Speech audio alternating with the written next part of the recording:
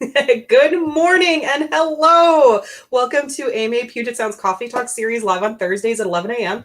As a note, starting next month in July, we will be going to every other month. Today's guest is Giovanni Sager. It's Sager, correct? Seeger, Sagar, Cigar, whatever you want. I'm going to remember Seeger like Bob Seger. So working on those night moves. And I might be a little too old with that reference. So I apologize. How are you this morning, Gio? I'm doing well. How about you? Excellent. Excellent. I'm doing fantastic. It's beautiful. For those of you who are not in the Puget Sound region, it's hot. It's very hot right now. It's in the 80s. No fan or anything. It's going to be in the hundreds this weekend. So yeah, stay hydrated, everyone. But we're not here to talk about the weather because we are marketers. We're not weather people. So let's get into it. Gio, you are the founder of Dados Marketing. Can you tell us what that is? So I basically help businesses to scale with automations, handling their tech stuff. So I'm kind of a jack of all trades when it comes to that, but I basically do marketing operations for small businesses. Okay, nice. And those are the folks that really need it, compared to folks that I've worked in-house before where you have a huge marketing team. Right. You have the resources, but for those small businesses, it's good to have somebody have your back. It's like having a CPA, on your team. Yeah, essentially. Mm-hmm. So you were a full-time employee, correct, at one point? And yeah, so I worked for Faith Life here in downtown Bellingham for 10 years or 11 years almost. Okay. And then what kind of pushed you to go from working that full time into consulting? What was your process? It was a combination of things. I think the two main factors were, one, I realized that I could because I had been freelancing for several years and I had enough clients, and then I got one larger client that was paying really well, and I saw a lot of potential there. And I realized that my full-time job was holding me back from being able to go into that. And then the second thing was just I was ready for a change of pace. I was in a full-time job where you're working in a larger company with 300 people and a 50+ marketing department. The kind of stuff that you do is really limited. Yes. You don't have a lot of roles. And I love doing everything. I love getting involved, getting my hands dirty with a lot of different tasks in marketing and being a generalist. So that wasn't really to my liking. So I really wanted to use my whole skill set. I wanted to do my own business and grow at my own speed. And then I also really love the idea of learning every day. And that's not something I could do at my full-time job. Sure. What was, just out of curiosity, when you were focused on more one specialization, what were you focused on? I was focusing on email and demand generation through email. So I basically coded emails half of the day and then gave advice to people in other jobs that was unsolicited for the rest of the day. Gotcha. Yeah, that's where I came from. My last role, but we were talking, my last full-time role before the pandemic, I was an email marketing manager. So that was my focus. It was just email. Oh, no, I got to focus on surveys too.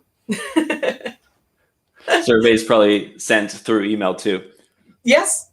Well, a lot of it was just getting it on the website. Okay. But, yeah, it's fascinating because I had told you before we went live. Before that, I had been just basically a marketing team of one. What you were saying, where you get to do everything, where every day is different. You might be working on different campaigns, different projects. So it's not the same. Whereas depending on your personality, just doing that specialized task every day can be boring. Yeah. Yeah. And there's some people that absolutely love that, and power to them. I just love getting my hands in all kinds of pots and, having someone slap it away. So exactly. That's kind of how I am. Exactly. I'm the same way, where it's just like, well, we can be doing this and we can be doing this and I prefer, I've heard this many times where like, well, stay in your swim lane. I'm like, I'm so sick of that phrase, but stay in your lane. But for some people, the whole pool is your lane because you've got so many ideas, and to be stuck into one role can be inhibiting. Yeah, I think there's some wisdom to staying in your lane in the sense that, if someone's the expert and you're a manager, you shouldn't be managing down to them, right? But there's also the idea of when you approach a problem from a different perspective from someone who's been doing that for years, you can sometimes bring something really fresh to the table, as long as you present it with humility and not like, this is right, because I'd say so. But like, I think reaching across lanes with humility and just presenting ideas is awesome, because oftentimes you get stuck in myopia and you can't really see beyond your role. So being able to reach across. Yeah. One thing that I always say is to go along with that, representation matters. If you have, similar minded people on the same team, you're going to create an echo chamber, and you're going to really not be there for your customers. So you might miss out. So that's really fascinating. And I want to talk about this a little further, like, as in, what kind of skills are in demand for consultants that are focused on marketing ops? What do you recommend? Yeah, I mean, it's such a broad term, and no one really has like a nailed down definition of it, because someone in marketing operations could be involved in as little as setting up software or like doing RFPs to figure out what software to get for a company, to getting so involved with marketing strategy that they're basically like the CMO.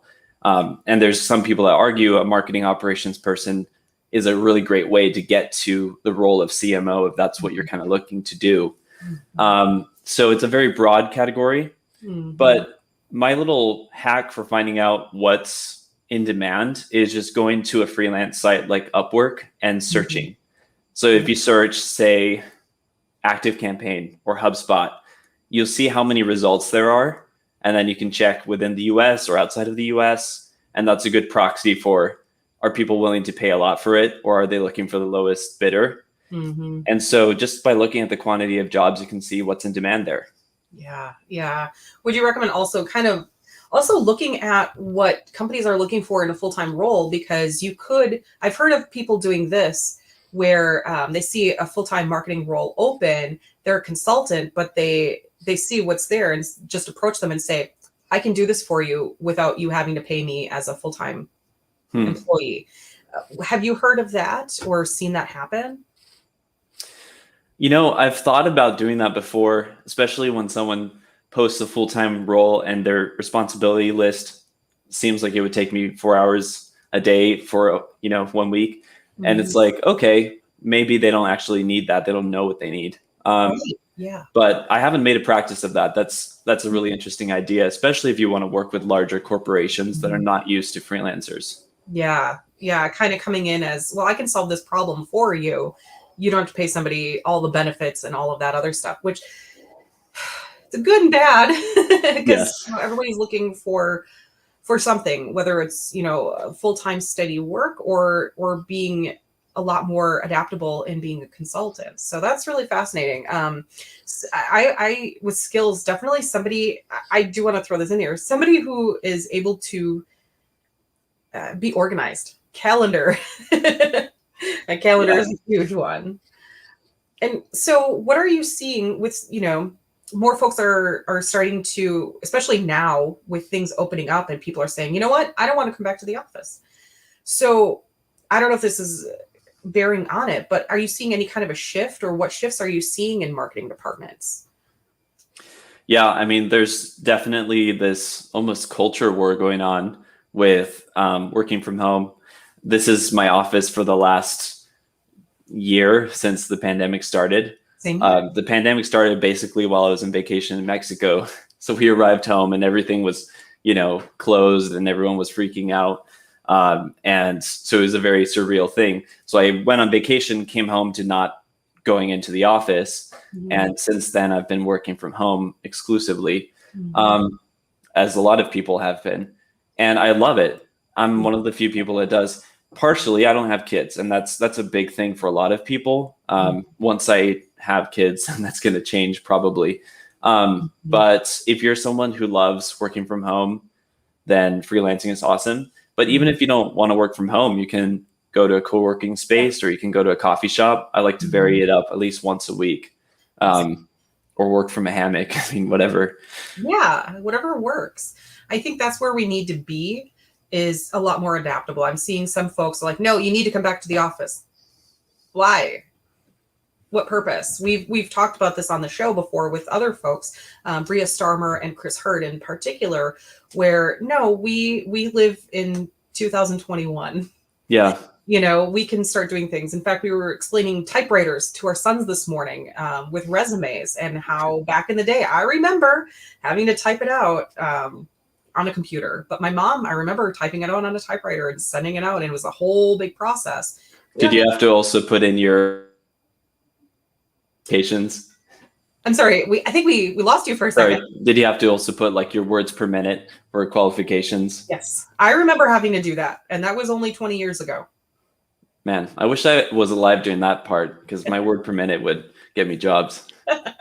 Yeah, and now it's just nobody cares anymore. I mean, that was back in a time when you'd still have to list your GPA, you know, if you were fresh out of college. Like, yeah, it's been very fascinating seeing that shift, especially in marketing. Like, you know, some roles, yeah, you kind of have to be in the office. I understand, Mm-hmm. but if you don't, why? You know, especially when it's interesting. Sorry, I don't want to interrupt you. Go ahead. Go ahead. It's interesting how you're mentioning the shift from like words per minute to not having to list it, GPA not having to list it. Mm-hmm. And there's lots of different shifts like that, and you can see them coming. It's not like they're that strange or unexpected. It's just that people hang on for so long, you know, out of fear, out of just sticking to what they know, not being willing to change. I think a lot of leaders right now are having to make the scary decision to kind of step out and say, all right, you know, we're going to have a flexible work from home scenario. Yep. And they don't really know what that's going to look like. But I think a big thing is being willing to change your circumstances and like work with new circumstances, instead of saying, well, I'm 50, I'm too old to change anything. It's like, okay, well, all of your employees want to change something. So they're going to leave you, you know? Exactly. And a lot of it too is it's an opportunity for that person as well. You know, there's no reason that they can't take advantage of that part, as you know. Absolutely. Yeah. There's some people, it's just kind of meeting people where they are to do their best work. Bria Starmer that I mentioned, she's all about people working at their best and highest level. She phrases it so much better than I do. And it's really fascinating because it's just all about efficiency. You know, where do you work best? How do you work best? Let's do that. I was I didn't send it, but I had a tweet last night that I was going to reply to somebody about, like, for myself, I can't just be creative from 9 to 5 in an office with around other people. I get inspired everywhere. I can get inspired at 3 a.m, you know, when I'm getting a glass of water. I can't call a meeting at 3 a.m. People would get very upset with me. So it's, you know, you have to learn how to, okay, you have a great idea, write it down, bring it up at your next meeting. That's what you would do in a normal situation. You know, if you did go to an office 9 to 5, you would be, you know, writing down that idea and bringing it to the next meeting. So why do we have to be next to each other physically? You know? Right. So I think that's where we're probably going to see a lot more people coming into being a consultant, because they want that flexibility. They, you know, I'd rather take a meeting at 8 a.m. than, you know, 2 p.m. because I've got this going on. I mean, yeah. So that's really fascinating in the shift in marketing departments, because there are other shifts that are happening too. And it's kind of how we're doing things. So I think that's really fascinating. It's just like you said, like, well, this is how we've always done it. That doesn't mean it's a good idea anymore. Right. Yeah. Yeah. In your opinion, though, when a small business owner is looking for marketing talent, what should they be looking for? What do you recommend? So I posted about this recently. I've been thinking about, like, if you're a small business owner, what do you want to hire first? And I've been thinking that once you're ready to start doing marketing outside of yourself, and let me back up. If you're a small business owner, you probably know a little bit about marketing and know how to sort of get the message out there. If you don't, then you absolutely need a marketer from the very beginning, or someone who just kind of understands the basics. even if you're doing product led, if you're building a really solid product that you want to market itself, someone who understands the concepts of how to get it out there will definitely help. But I think a marketing operations person, a generalist who knows how to execute things really efficiently, is a great choice as a first hire. Mm-hmm. And you're looking for someone who doesn't just say, I work with this or this tool. You want someone who understands the needs of the business very keenly, who asks really good questions, and who thinks like a business owner themselves, right? Because if you have someone that just says, I love HubSpot, and we're going to use HubSpot to make your business work, then they're not coming at it with the right angle. They need to come from it. Sorry, I don't know why I keep cutting out. They need to come from the angle of, okay, so this is what you're trying to do with your business. If I were running the business, I would not want to invest this much a month on HubSpot until I'm ready for that, right? And so understanding costs, benefit analysis in addition to marketing is really important. Mm-hmm. Along with that, I had a boss not that long ago, and she really kind of hammered in the idea of, and the organization I was working for was like over 100 years old. So she really hammered into me of, when you're coming into a new role, learn the history of not only the organization, but learn, like, kind of ask around, like, what's been done before. And you're really just learning. Those first few weeks, you're just learning. And you kind of touched on it. And I've seen it happen where a new marketing director comes in and, well, I'm just going to change everything because I have something to prove to the people up above. And it's just like, no, you take what's already there and make that better, not come in with a big broom and try doing a whole bunch of new things, because that may not work. So a lot of evaluation and learning the history of the organization, or specifically the marketing department, and, asking questions of like, why aren't we doing this? Or Yeah, and you quickly find out when asking those questions whether it's an intentional choice, whether it's something they've tried before and it didn't work, or if they just didn't think about it or are too scared to try it. Right. Or didn't have enough people to pull it off either. That's a big thing too, is especially if a company that's growing, like, hey, we've had this idea for a while that we've been wanting to do. We just didn't have enough people to do it. Right. So yeah, good thing to do, especially as a consultant, is always ask the history. That's one thing that was kind of beaten into my mind of like, ask the history.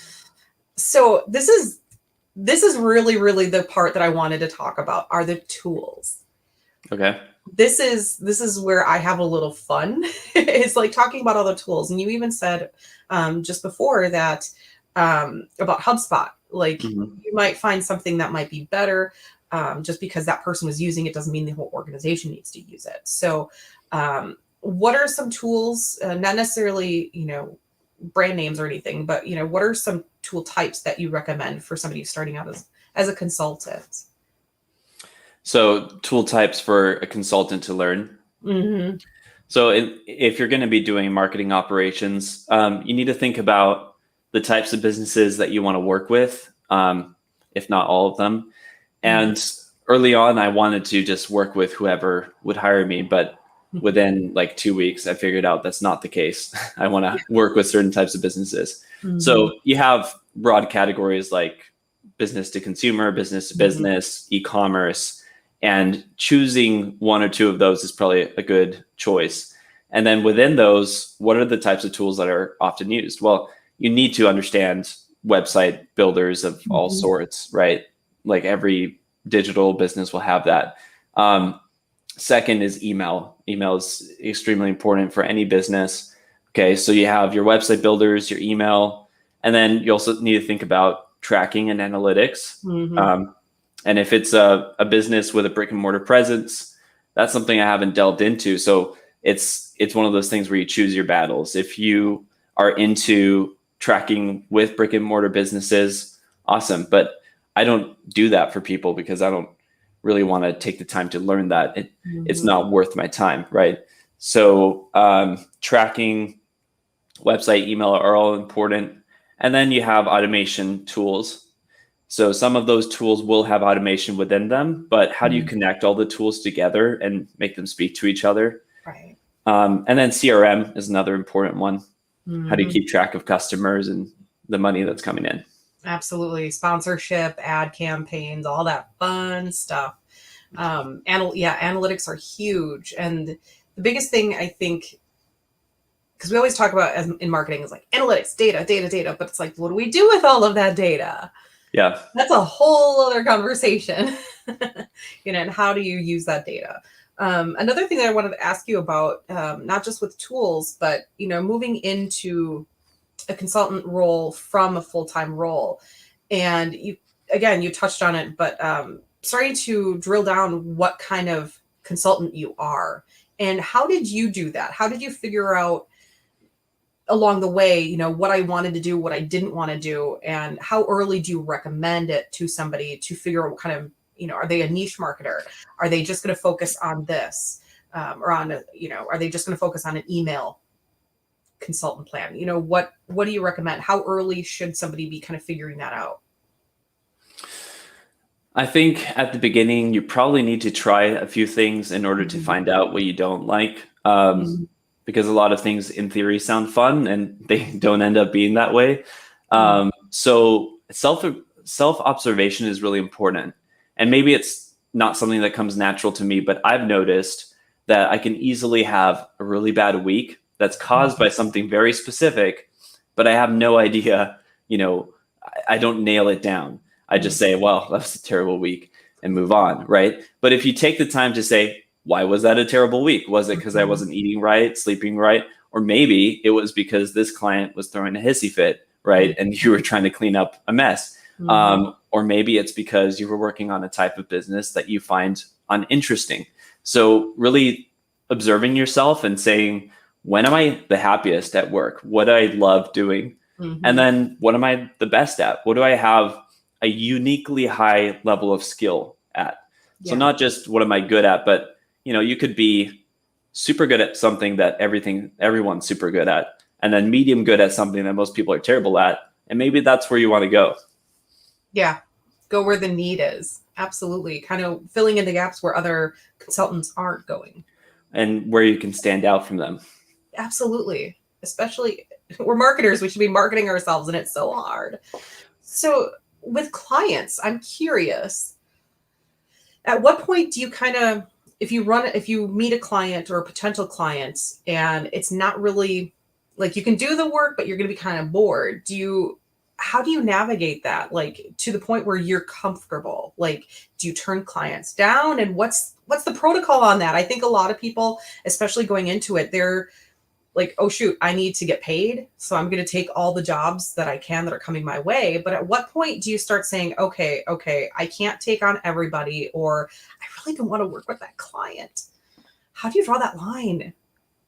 That's a good question. I've been I haven't run into too many of those situations because I usually bid on a project instead of having people come to me. But Okay. when people come to me that I'm not really interested in working with, I ask myself the question, am I interested at a certain price, or am I just not interested, or if I'm too busy? Mhm. If you're interested at a certain price, take that price and then add, 50 to it or whatever, and just bid that and see what they say, right? Mhm. Mhm. Um, but be careful with that, because I think it's very easy to say I'm interested at that price, and then you do it and you're miserable anyway, Yeah. and the money's not worth it. Um, in terms of turning people away, I just say I'm too busy to take them on usually.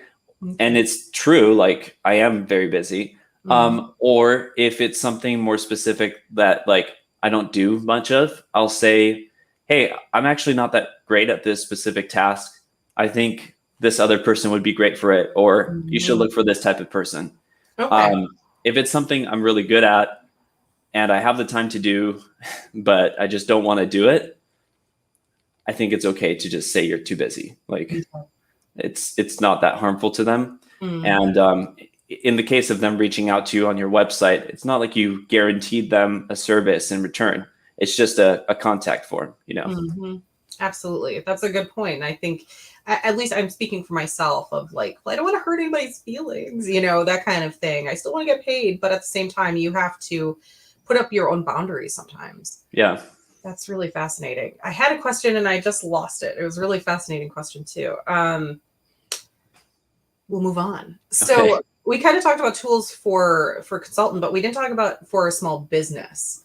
You know, what are the basics that a business should be using? And I'm probably gonna say it in every episode, but if your website is Facebook, stop it. Just stop it. Stop it. Yeah. Um, yeah. So definitely make your website. I recommend different things to different people.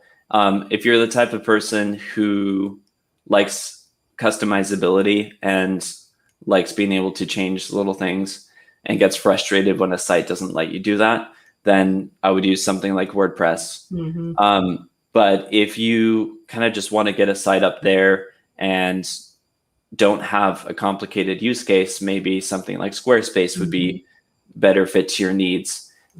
If you're doing e-commerce, then you pretty much have to choose between Shopify, Gumroad, and BigCommerce, and a couple others. So it's hard.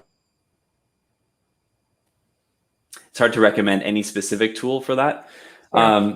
But get your website up, and then as soon as you put up your website, get Google Analytics, because even if you don't know how you're going to use that data yet, it's important to collect it, because you can't collect that retroactively. Right, exactly. That said, don't go overboard. Some people like buy 5 different data analysis tools and AI based recommendations. Like, just slow down.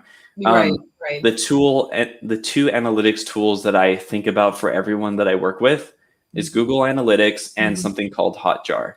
Yes. And I use Hotjar specifically if we're going to be building a funnel and we're building something new, and I want to see how people interact with that funnel. So for those unfamiliar, Hotjar basically allows you to watch a screen recording. It's really creepy, of people using your site. It's not really a recording. It's based on code and where their mouse moves. But however it's done, it looks really creepy when you're in the back end and you can just watch people use your site. But Hotjar, Crazy Egg do the same thing. It's very useful because you'll see things, just like you said earlier to me, that you worked in retail and you heard from customers directly. It's important customer feedback, because you get to see them like click something thinking it's going to take them somewhere, and it doesn't. You get to see, oh, on this phone, my site looks terrible. Yeah. So that's super important. Absolutely. One of the QA things that my husband works on for websites, he uses basically an emulator.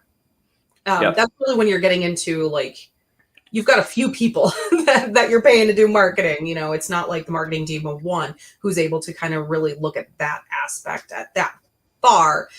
But getting the website out there is super important. And I'm seeing a lot more restaurants now using the website, but they're using the QR code for their menus. I thought that was fascinating. Yeah, you're seeing a lot of that now. And I'm a techie person, and like, I had never used QR codes until restaurants started doing this. Okay. And I feel like if I had a hard time figuring out how to do it, or I have my mobile data off all the time, it seems like there's an opportunity to do better there. Yeah, exactly. Because it sounds weird, but we're still at a point where not every single person has a smartphone. We're not there yet. And just whether or not they have just an older phone or they just don't have a cell phone, period. So we're not at that point yet. I'd say it's another generation. Yeah.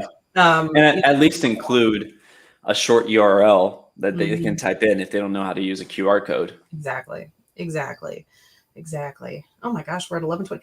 I want to give you a few more minutes. I know there was one other thing that you wanted to kind of discuss and make sure the audience knew. So I want to kind of give you time to do that. So yeah. So I mean, the topic here is quitting your full-time job and becoming a consultant. So how do you swing that?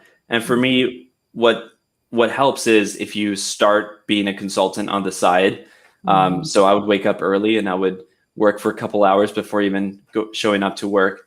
And during my lunch break and whenever I could fit it in. And so it was important for me to be able to start freelancing before jumping ship, because I'm a risk averse person, as most people are.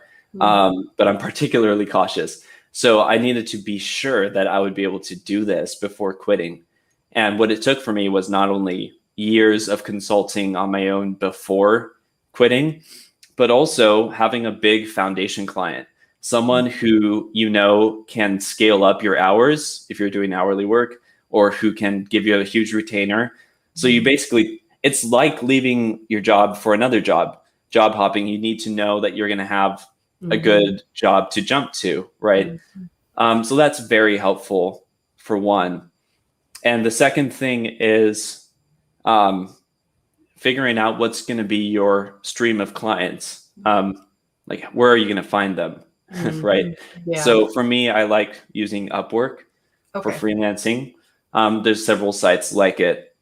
And there's kind of a reputation around sites like Upwork that they're looking for the lowest bidder, and you're only going to find 25 an hour work. It's not true. There's people who pay 250 an hour there. There's people who charge 500 an hour. It is harder to find those clients, but it doesn't take long to scale up. Right, right. And how important is word of mouth and referrals? Very important. It should be part of your process to, with every client that you work with, try to get a referral from them, as well as a written testimonial, maybe even a video test. Yeah, definitely, that you can put on your website. Yeah. Absolutely. That's definitely that I learned a lot of that in sales. When I was in sales, that like referrals, word of mouth, that's your bread and butter, rather than trying to find that white whale of a client, because, with the warm referrals, they've already heard about you. They've already heard about your work. They know the person that you did the work for, and they're, see how impressed that their friend is, So word of mouth is huge. And I don't know if enough people are doing that. I know I'm terrible at it. I was in sales. Massive. Yeah.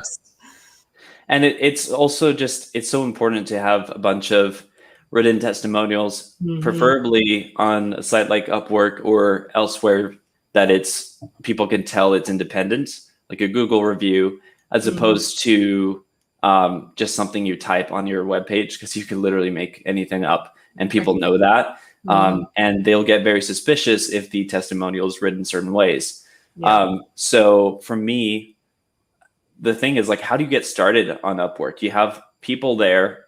I thought it was going to be fruitless, because there's people there who charge 100 an hour and have literally like 500 job history, and they're top rated, and they have this little badge, and it's like, how am I going to compete against this guy? Right. Yeah. And there's several ways you can do it. First thing you need to do is get some reviews under your belt. So just bid a low rate on a couple easy jobs, slam dunks that you can destroy, and that's very aggressive language that you can do easily. And just do those. They won't pay you much, right? But that client will be over the moon, because they just got top quality work for so cheap, and you're going to get a review. You got to ask for it, right? And so I got like 5-star reviews to begin with for low rate work. And then that helped me to leverage that and then bid higher on future projects. Nice. That's really great. Kind of layering that. And I've heard that kind of laddering, almost layering effect be very, very, very beneficial and very fruitful. So that's really great, because it's, like I said, low hanging fruit. You're, like you just said, you're not going for the money. You're going for the review. You're going for their happiness. Yes. With the service. So that's really fascinating. Rather than, okay, keep looking for that white whale. It's like, no, you need to build your reputation, and then you can get that money. And it doesn't take long. Yeah. The other thing is using Loom to record videos. Loom or some other tool that lets you record your face and your screen. I love using that for proposals, and I think it's like my number one edge. Okay. So even if someone applies and they're top rated and whatever, they're probably copy pasting their proposal into the box and just hitting enter, right? Okay. So it's not customized. What you need to do is more of a sniper approach. You take the 1 or 2 jobs that you're really interested in, and you write something super customized to them. Find out as much information as you can about the company, and then write stuff that's actually relevant to what they said and their company, and make additional recommendations. nothing that they should pay you for, just some basic stuff, right? Right. And right. then record a video of yourself talking about all of this and just include the video link in your proposal instead of writing a huge cover letter. Sure. Man, I mean, almost all of them watch it. And of the people that watch it, like 90% get back to you. Right. Because it's easier to convey, that emotion, that human part of it compared to just, okay, a written proposal. That's really fascinating. And that's not something that I even thought of. So thank you for sharing that. Sometimes that video just does better. I sell items on Etsy, and they even have a little thing in the listing section of, if you have a video of your product, it's going to do better. You're going to sell it a lot easier. I thought that was really fascinating.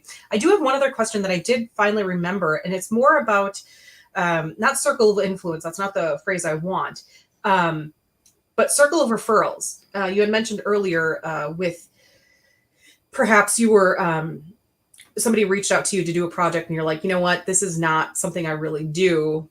For me, it's graphic design. I'm not a designer. And then you refer somebody like, hey, I know this designer that would be really great. How important is it to have a few people that you know of that you can just send referrals to, and vice versa? And especially if it's like things that you don't do, like for myself, like I said, graphic design, I'd want to find somebody that does design that I can refer to them. Well, this is the fun part. I found this out the hard way in the last, 6 months going out. I only left my job in March.